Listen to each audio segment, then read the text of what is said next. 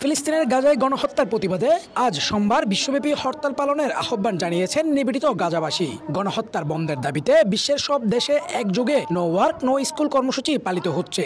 সেই কর্মসূচির অংশ হিসেবে চট্টগ্রামও সোমবার সকাল থেকে বিভিন্ন স্কুল, কলেজ, বিশ্ববিদ্যালয় সংগঠন ও রাজনৈতিক দলগুলো গণহত্যার প্রতিবাদে বিক্ষোভ মিছিল করেন। বিকেল 3:30টার দিকে নগরীর 2 নম্বর গেটে বিপ্লব উদ্যানের সামনে থেকে বৈষম্য বিরোধী ছাত্র আন্দোলন, জাতীয় নাগরিক পার্টি, ইনকিলাব মঞ্চ ও হেফাজত ইসলামের পাঁচলাই থানা শাখার উদ্যোগে খণ্ড খণ্ড বিক্ষোভ মিছিল জিইসির দিকে রওনা হয়। এতে সাধারণ মানুষ সহ হাজারেরও বেশি শিক্ষক, শিক্ষার্থী সহ বিভিন্ন শ্রেণী পেশার মানুষ অংশ নেন। দুপুর 1টায় ওয়াসা মোড়ে হেফাজত ইসলাম, বিকেল 4টার দিকে প্রেস ক্লাব ও চেরাগি চত্বরে বাংলাদেশ ইসলামী ফ্রন্ট, ছাত্র সেনা ও যুব সেনা, ওয়ার্ল্ড সুন্নি মুভমেন্ট বিক্ষোভ মিছিল করেন। অপরদিকে বিকেল 4:30টায় আন্দরকিল্লা শাহী জামে মসজিদের সামনে বাংলাদেশ জামায়াতে ইসলামের চট্টগ্রামের আমির শাহজাহান চৌধুরীর নেতৃত্বে অবস্থান কর্মসূচি করেন।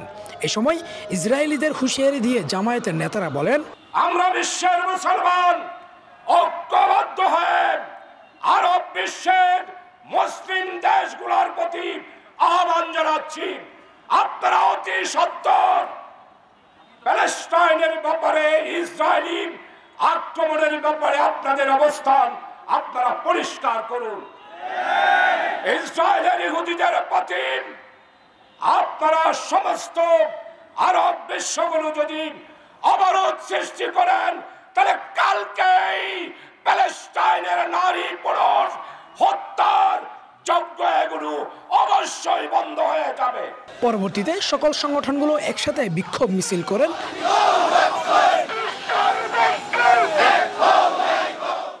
এদিকে বিকেল 3টার মিছিলটি নাসিরাবাদ অতিক্রম করার পরই Sanmar ocean city shopping mall সংলগ্ন কেএফসি রেস্তোরাঁর সামনে থেমে যায়। এক পর্যায়ে মিছিল থেকে জুতা ও ইটপাটকেল নিক্ষেপ করা হয়।